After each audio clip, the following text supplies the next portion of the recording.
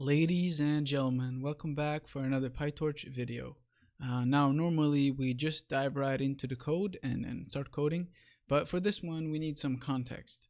So my brother is gonna have a baby, and the case is this: he is absolutely terrible at names, and so am I. So I can't really help him. But maybe we can create a neural network, and more specifically, a character level RNN that can generate names. So without further ado, let's now get started with the code. So let's start with all of our imports, and I'm just gonna copy them in. I guess the only one that you really haven't seen before, I guess, is this one, uni decode, and we're gonna use this just to make sure that every character we import a large text file, which are names. We're gonna make sure that everything is in ASCII format, and let's see, I'm gonna copy in some things that I guess aren't that important. So just device, we're gonna run CUDA if it's available, and then we're gonna get characters from string.printable. And so let's see, if we run this and we do all characters, yeah, we sort of see that these are the characters we're gonna use. And so yeah, we have all the numbers, and we have A to Z, and then capital letters A to Z, and then we have some other characters there. And so let me show you, let me show you the data set. So all I did here is I just downloaded a very large file of names. So I guess it's like 1 million names or something like that. And I've just put them all in a single text file, and we're gonna load this text file. So I'm just gonna copy that in as well.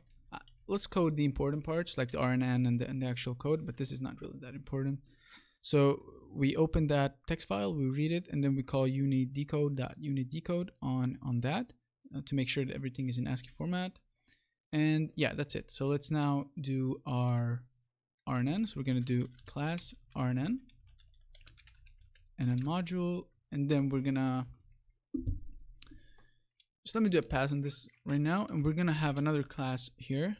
We call it generator, and so the RNN is gonna be our recurrent neural network, and the generator is gonna do pretty much that's the one that's gonna train the RNN, and also it's gonna have some function to sort of generate some text from randomly.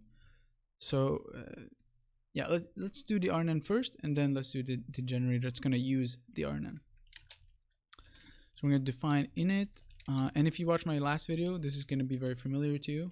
We're going to do hidden size, number of layers, output size.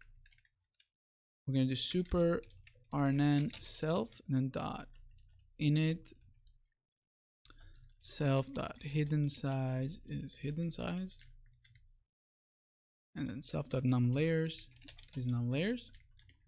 And the first thing we're going to do is we're going to create an embedding for each word, character that we send in. And so yeah, we're going to do self.embed and then .embedding input size and hidden size.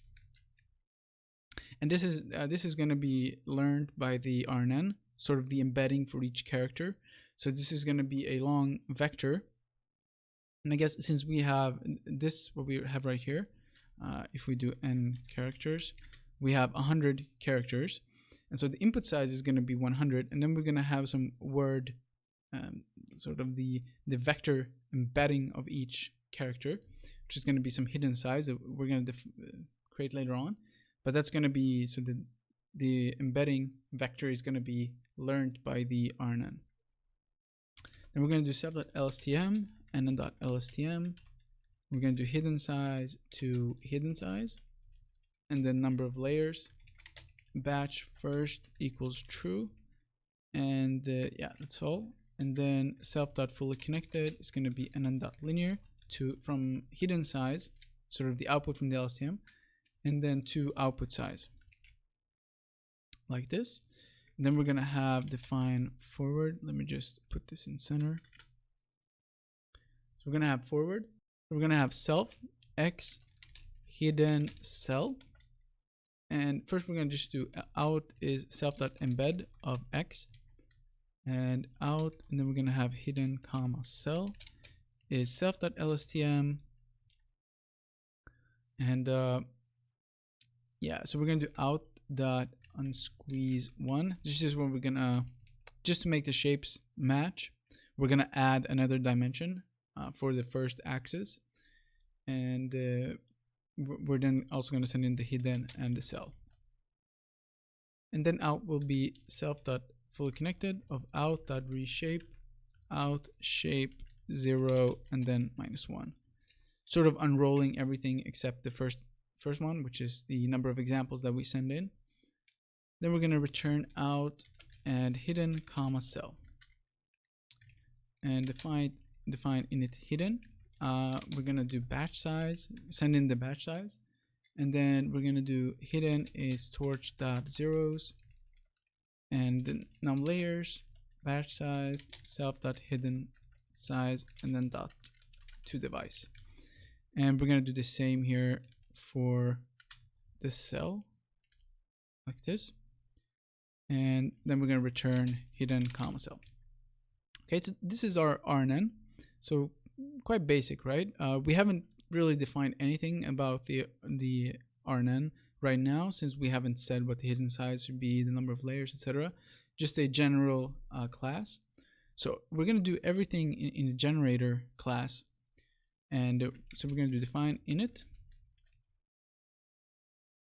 And what we're going to define first of all is self.chunk length. Let's just do chunk len to be, let's say, 250. So what this is how many characters it's going to take from the text file that I showed you previously. How many characters it's going to take at a time. Okay, so it's going to take 250 random at a time. So yeah, I guess let me show you again this one. Let's say, I don't know, let's say this is 200 characters, so it's going to take that one. Sometimes it might take like this, like half of just the beginning of a name right here, but it's not really going to make a difference in the general way that RNN is going to learn.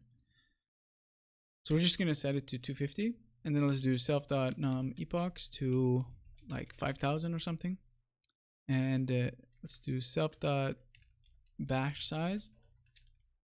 And one thing that I don't really understand, but there must be some kind of explanation for it, is when trying different batch sizes, it doesn't really become better if I have a batch size greater than 1, and in some cases it actually becomes worse.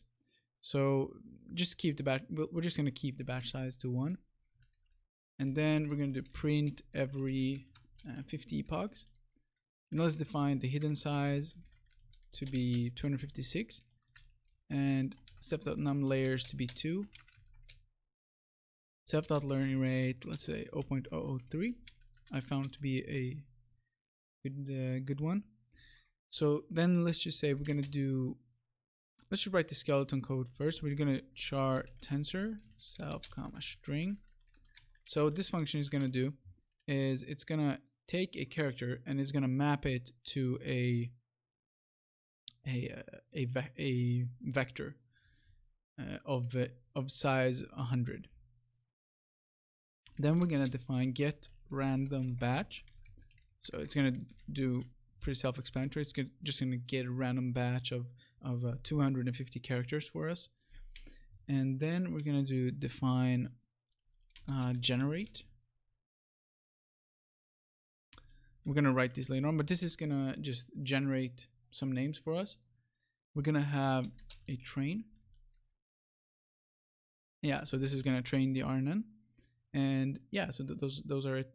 Let's do the char tensor first. So we're just going to define tensor to be torch.zeros of length of the string, and then we're going to do it to format long. And then we're just going to go through for character in the length of the string. We're going to do tensor of that specific, I guess for each character.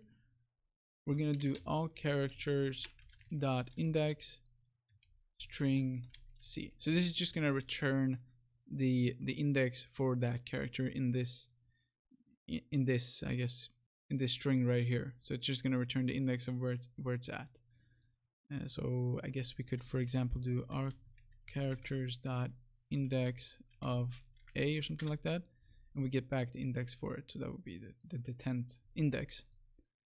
And yeah, so we do that for the entire string. Remember, the string is going to be 215 length that we decide here. And then for our get random batch, we're going to do start index.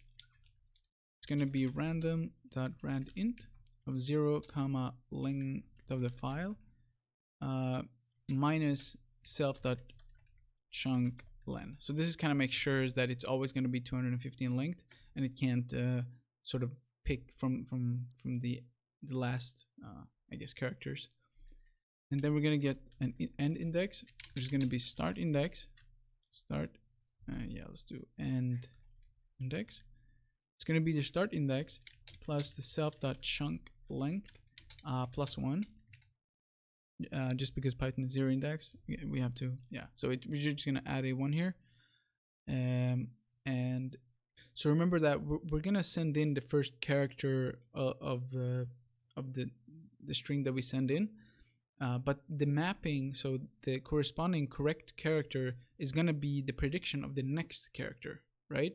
So sort of the first character in the text input should map to, I guess, the second in our string that we send in. Since the RNN is going to do a prediction for each character, we obtain a character and we're going to output our guess for the next character that's going to be in the sequence. So when we train these character level RNNs, we're going to have an offset by 1 from the input to the target. And then in the end, we're just going to return text input, and we're going to do dot type torch dot long, I guess dot long, and text target dot long. I think that should work. And then we're going to do let's see, we're gonna do the let's do the training first. So we're gonna do self.rnn. It's gonna be rnn of n characters. That's gonna be the, let's see what it is. That's gonna be the input size right here. Let's just copy this and make sure we know what it is. So we're gonna have the number of characters, characters. No, n characters. And we're gonna have self.hidden size, self.num layers, and and then n characters again. And we're just gonna do .to device. Then we're gonna, let's see, we're gonna do optimizer to be torch.optim.atom, self.rnn.parameters, and learn rate is just going to be self.learn rate.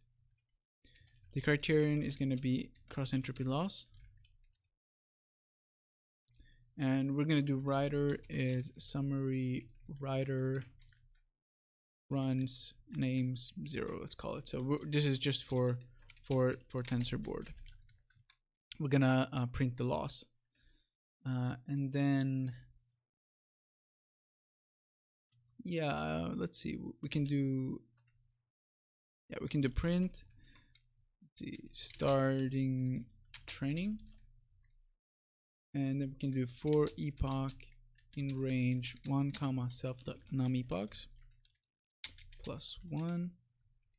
And so what we're gonna do is we're gonna run this one and get random batch.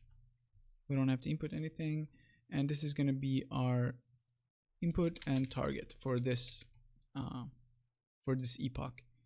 And remember, those are going to be 250 characters in a vector, or I guess in a tensor. And then we're going to do hidden cell. It's going to be self.rnn.init hidden, and the batch size is just going to be self.batch size.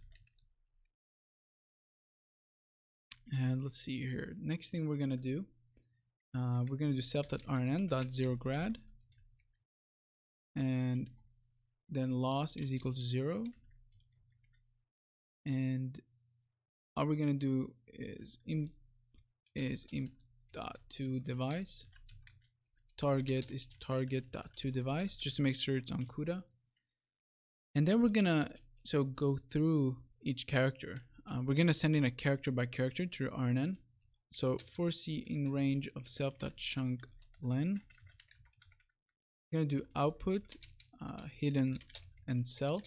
It's just gonna be self.rnn of the input for all batches at the same time, which is going to be 1, and for a specific character C. And then we're going to send in hidden and cell, right, the one that we had here. And then we're going to use loss plus equals criterion of output comma target of all comma C. And I guess, yeah, now it makes sense as well that why we need to offset this by 1, because this is going to predict the next character, and so it should match the first of the target vector. So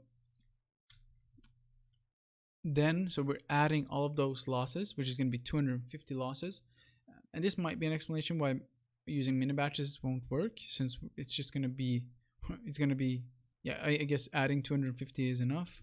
I'm not really sure about that, but then we're just going to do loss.backward. We're going to do optimizer.step, and our loss, let's say loss.item, and then let's just divide it by the chunk length, so get sort of an average of the loss for each character. And then we're going to actually we don't use in scheduler, so we don't need to write that. And then we're going to do if epoch self.print every is 0. So I guess if the epoch is modulus 50, then we're gonna print loss, and it's gonna be loss. And what we're gonna call here as well is self.generate. We're gonna do, so we're not gonna we haven't done this yet, but we'll come back to it. And then we'll do write add scalar training loss global step equals epoch. So this is just gonna to that tensor board, and so we're almost done. We just need to write the generate here, and we're gonna have a initial string.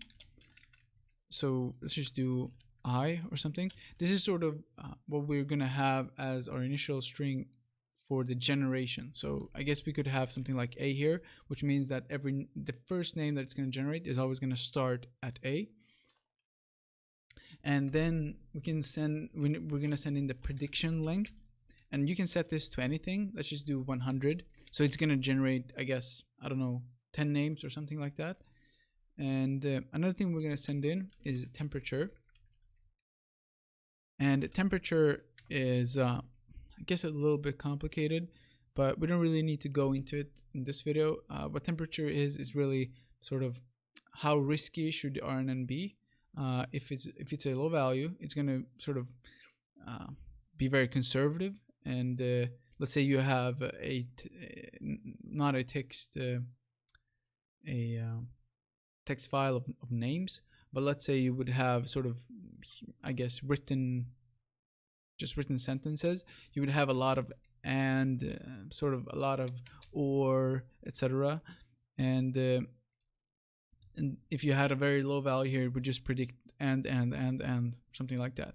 If you have a higher value here, and it's going to be between 0 and 1. If you have a higher value, it's going to be more risky and make more sort of random looking things.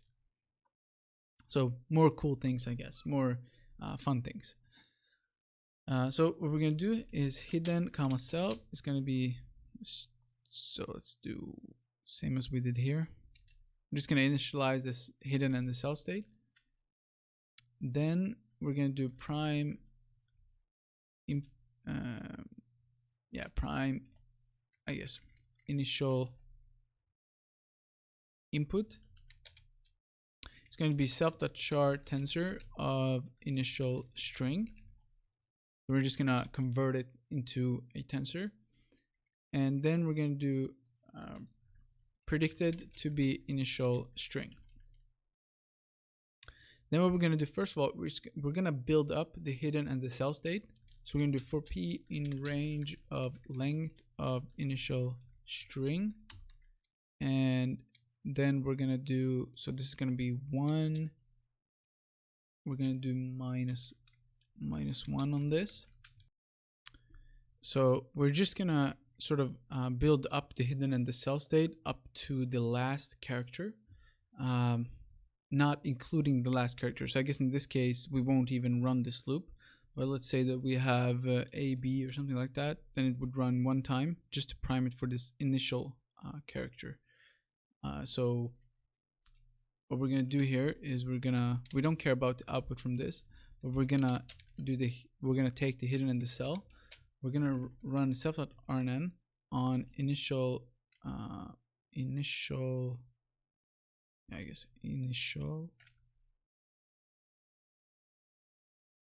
input of p. And we're gonna do dot view 1 and dot to device, and then comma hidden comma cell. So really all we're doing here is we're just sort of sending in the input, right? And all this is gonna do is it's just gonna send in, it's gonna predict something random, but we don't really care about that. All we're gonna do is we're just gonna build up the hidden and the cell state, and up to the last character, which is what we're gonna send in to start making our actual predictions. So we're gonna do the last character is gonna be the initial input of -1, and now is when we're actually going to start doing our predictions. So we're going to do for p in range of predict length. We're going to do pretty much the same as here, but we're going to send in last character, and yeah, I wrote dot view here. Is just we're gonna add an additional axis here just to make the dimensions work when we send it into the RNN. These are just details really, so I won't focus on them. But yeah, so after doing that, and this is gonna be the output, we're gonna do, and these are sort of the details to temperature, but what we're gonna do is we're gonna do output distance, and we're gonna do output dot data dot view, and we're gonna sort of unroll that entire thing, and we're gonna divide by temperature, and then we're gonna take the exponent of that, and then we're gonna do the top characters is gonna be towards the multinomial of output dist comma 1, and then we're just gonna take the first character. So what we do here is we do this thing right here. We divide by temperature, as I said previously, to make more risky predictions, just to get more fun names. And then we're gonna take sort of the highest probabilities, but we're gonna do it sort of a little bit randomized with this torch.multinomial. I don't want to go too in depth on this one. You can read more about this if you want, but we're just gonna take the top character, which is the highest, the one that it predicts with the highest probability, but we're gonna have some randomness to it, so that it might actually pick some things that are not the highest probability. And then we're gonna do predicted character. It's gonna be all characters and top character. And predicted is going to be plus equals predicted character, and then the last character is going to be self.char tensor of predicted character, and then the loop continues, right? Then it's going to be the last character, and it's just going to output another one, and in the end we want to return predicted. Now let's see, get random batch, self.get random batch. And so what we want to do here, self.generate, and yeah, I don't know, let's copy. I guess we don't have to actually run, I guess can just run it like this. And that should be pretty much it, I think. Now let's just actually see that this works, right? So let's do name names are generator, and then let's do genNames.train, and hopefully this works now. Let's see. Okay, so all right, so I had this to names, not baby names, so let's just run it now and see if it works. So it sort of seems to be starting training. I'm gonna let this run for a while, not too long, but just enough so we can start seeing that it generates some names. Yeah, so it's been training for a little bit now. I guess not too long, just a couple of epochs, and or well, maybe these are a couple of hundred of epochs, and we can sort of see that it's generating some name-like. So I mean, some of these are definitely names like Maria, and I guess this is a name that's in the training set as well. So that wouldn't be too interesting to look at. We would only look at names that aren't actually in our training set. But yeah, we can sort of see that there are some Damien and Avery, and let's see what Anna, I guess, and Maritrina, Anime, I don't know how to pronounce that, and yeah, so there's some names, and I guess some of them look pretty cool. And let me bring up, so I took out some example names that it generated that I thought were pretty cool, and this was after training, I don't know, I guess 3,000 ones, and none of these are in your training data, so these are all just ones that it generated. So Niela, Elia, I thought it was pretty funny. Lynette, so this is I've done that in a previous video if you want to check that out. And Lay, Ira, I guess Bernandel, Jillico, Ozel. Yeah, so some of them are, I guess, pretty cool names, and so that this learned that from the training data is pretty cool. Yeah, so you see here Elia again, and that's not in the training data. And yeah, so one thing I noticed here is that I wrote not limited to just Shakespeare. I guess not limited to just names, but actually first I sent in, so you can send in any large text file here, and in the beginning I sent in a large text file of Shakespeare. Let's see if I can find that. Yeah, so I had a large text file here of a lot of Shakespeare text, and yeah, so if you train on this, it's gonna generate some Shakespeare-like text, and really you can send in, I guess, anything you want. It's just write it all in a text file, send it in, and you can see some pretty remarkable results. But that's all for this video. Hopefully you learned something and it was relatively easy to follow. Thanks so much for watching, and hope to see you in the next video.